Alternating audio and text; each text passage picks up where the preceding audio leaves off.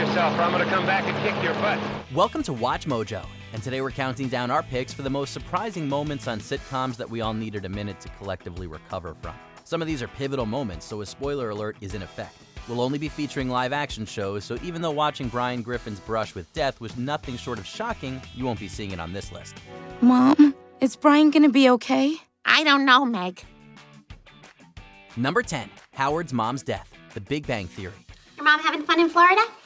She loves it. She finally found a place where everyone talks about how sweaty they are. This series gave us countless laughs over the years, but those moments included some that left us without words. One of those happened during the show's 8th season when Howard's mom passed away. She had become a beloved part of the show despite barely making a physical appearance, as her yelling banter across the house with her son never failed to make us chuckle. Really? Is that what you do when someone knocks? Thank you, I had no idea! Hey, buddy, what brings you to my little slice of hell? Carol Ann Susi, the actress who played her, also died in real life, so we knew her character's death was probably inevitable. But it still stung just as badly when Howard told his friends the news. That was my aunt. Ma took a nap. She never woke up. Number 9, going to jail, Seinfeld. All right, Fatso, out of the car. I'm gonna capture this. The finale of this sitcom was as entertaining as it was polarizing. No one could deny how fun it was to revisit the oddball characters that had made appearances on the show over the years. Yet when the verdict came, no one expected Elaine, Kramer, George, and Jerry to actually get jail time. I can think of nothing more fitting than for the four of you to spend a year removed from society. After they were found guilty of being criminally indifferent, a hilarious verdict considering that's a perfect way to describe the group of friends, we couldn't believe it. Seeing the gang we grew to love sitting in a jail cell was definitely a shocking end to the series. Haven't we had this conversation before? You think? I think we have. Yeah, maybe we have. Number 8, Jody's overdose, Mom. He seems terrific, Jody. But he's only been sober a few weeks, and you've barely got 6 months. Christy and Bonnie's tales of battling with sobriety amongst a group of others in recovery was equal parts side-splitting and enlightening. The show didn't shy away from discussing tough topics surrounding drug and alcohol use, and Jody's storyline was a prime example of that. Can I go now? No one's stopping you. Just be smart, okay? I will. Jody was introduced in season 3 as Christy sponsored her, and despite her attempts to get clean, she ended up overdosing and passed away. A lot of the storylines on the show were lighthearted about the dark subject matter with which they dealt, but this one showed the absolute darkest side of substance use disorder. We hardly knew how to react as we watched Jody's story play out. Christy, what's happening? Jody overdosed. She gonna be okay? She's gone. Number 7, Cox's Hallucinations, Scrubs. With the help of those around you, you'll get through this too. This episode pulled the rug out from under viewers in the most gut-wrenching way possible. After Dr. Cox lashes out at JD following the death of a patient from cardiac arrest, they reconcile before heading out to Jack's first birthday party. In this same episode, Dr. Cox's close friend and former brother-in-law, Ben, also makes his first appearance in 2 years. So, you still doing the whole kooky guy who brings his camera everywhere thing? Till the day I die. When they arrive at the party, Dr. Cox realizes that they're actually attending Ben's funeral, as he was the one who died from cardiac arrest earlier. At this moment, it's revealed that Dr. Cox had hallucinated most of the events from the episode, and he's finally forced to deal with this tragic loss. Where do you think we are? Your name is the splinter inside me. Number 6, Charles Abuse, Full House. Look who's black in the aisles. Let's see, 2 Jennifers and a Stephanie. 3 people, 1 brain, no personality. The Tanners were a wholesome family that was full of love for one another. But that doesn't mean that every family is that way. In a season 6 episode, Stephanie learned that her classmate Charles was being abused by his father, and she was beside herself when he didn't come to school one day. My dad never hits me. Does yours hit you? No, just forget it. Let's do the assignment. But you said you always think of a funny movie. Do you get hit a lot? Look, I didn't mean anything by it. Just forget it, okay? Let's do the assignment. It was a lesson to all kids that, like the title of the episode suggests, silence is not golden. She eventually spoke up and Uncle Jesse was able to help, and the entire family learned a valuable lesson about doing the right thing.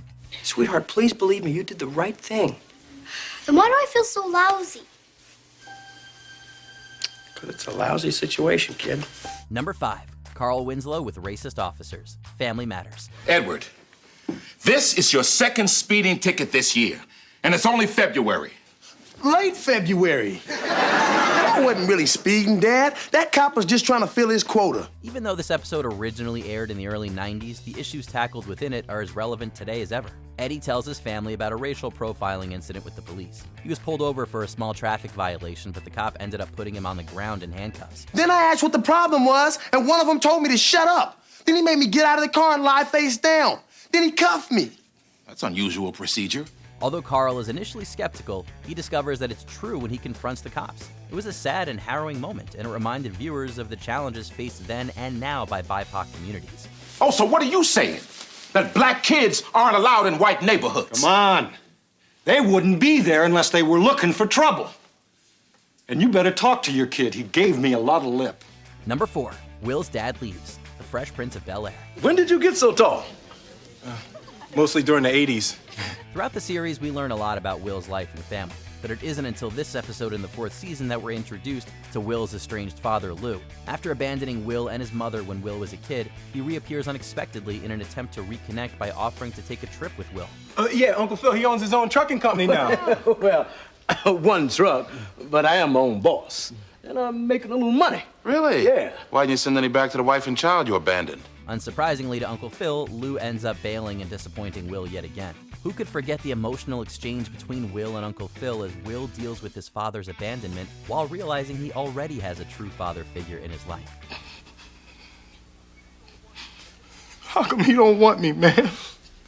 Number 3, Mac comes out to his dad. It's Always Sunny in Philadelphia. You said you want to tell your dad your way. So now do it. This sitcom isn't particularly well known for its emotional moments, which made this one that much more heartbreaking. In season 12, Mac finally admits to his friends and de facto family that he's gay, but doesn't come out to his father until the following season. No, I think I'm out now. Yeah, I'm gay. Actually feels pretty good. See you guys. He performs a surprisingly breathtaking dance for his dad that leaves the fictional and real-life audience speechless. Mac's dad leaves mid-performance, but Frank stays and proclaims that he understands, showing that Mac does have a loving paternal figure in his life who accepts him after all. Let's just say Frank isn't the only one left in tears by the end of this beautiful scene. I get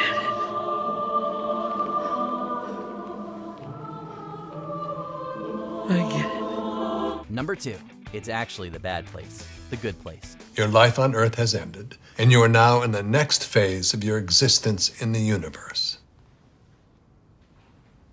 Cool. While this show had plenty of twists and turns throughout its unconventional premise, setting, and characters, no moment truly left us shocked until this one. At the end of the first season, the gang tries to decide who should be sent to the bad place, and as they're all bickering, Eleanor has a revelation. And then it hit me. They're never gonna call a train to take us to the bad place. They can't. Because we're already here. They've all been in the bad place all along, and this has been a twisted way to torture them since the beginning. It was a season finale we won't soon forget, complete with a jarring plot twist no one saw coming. Sorry, so she's right. Yeah, she figured it out. Before we unveil our top pick, here are a few honorable mentions. Mateo's deportation. Superstore. The Cloud9 family's efforts are for naught when Mateo is captured by ICE. Okay, there's a vent up there. We can tie him up on the thing and or we create a diversion and take off our tops while you go run. Yeah, Guys, let's do that. Okay. Stop, guys. It's okay. It's over. Marshall's dad's death. How I Met Your Mother. Lily shocks Marshall when she breaks the heartbreaking news to him. Your father, he had a heart attack. He didn't make it.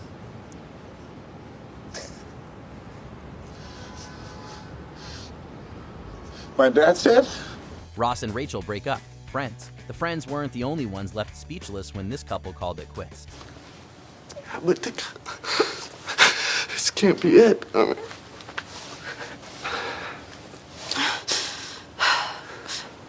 Then how come it is?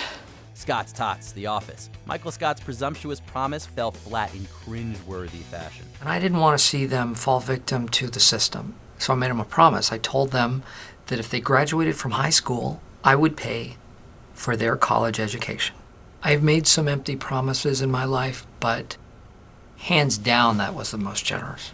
Dre and Bo separate. Blackish. This beloved couple took a break after a tumultuous series of episodes. We need space.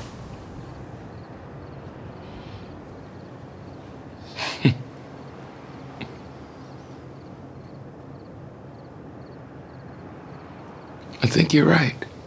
Before we continue, be sure to subscribe to our channel and ring the bell to get notified about our latest videos. You have the option to be notified for occasional videos or all of them. If you're on your phone, make sure you go into your settings and switch on notifications. Number 1. Plane crash. MASH. Does the colonel wish to review his troops? No, I just want to say goodbye. Oh, okay. MASH dished out moments of sorrow in equal parts with humorous ones. The infamous finale left us with our jaws on the floor when Hawkeye revealed the truth about the chicken and the baby. I didn't mean for it to kill it.